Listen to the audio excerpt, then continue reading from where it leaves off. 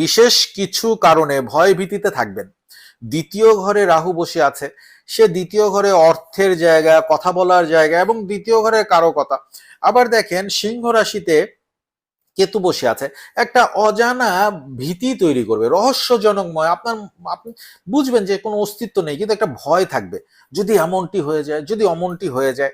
অনেকের ভিতরে থাকে এমন অমন, বা এটা হলে কি হবে, ওটা হলে কি হবে, নেগেটিভ একটা থট মাথার ভিতর কাজ করবে। অর্থাৎ কোনো কিছু নিজের ইচ্ছে মতো না হওয়ার জন্য অনেক কিছু বন্ধ করে রাখবেন, আবার পার্টিকুলার কোনো একটি বিষয় হতে চাইবে না, সেটাকে বন্ধ করে রাখবেন। এবং পরাজিত হওয়ার অথবা ব্যর্থ হওয়ার ভয় থাকবে, বা কোনো একটা ক্ষতি হয়ে যেতে পারে, ক্ষতি করে দিতে পারে, কি করবে আপনি জানেন না, এ ধরনের একটা ভয় আমি দেখতে পাচ্ছি মকর রাশিদের ব্রেনে কাজ করবে। এছাড়াও যাদের দীর্ঘ কয়েক বছর ধরে খারাপ অভিজ্ঞতা তৈরি হয়েছে, যেহেতু শনি 7.5 ছিল জুন মাসের 29 তারিখ পর্যন্ত এই বছরে,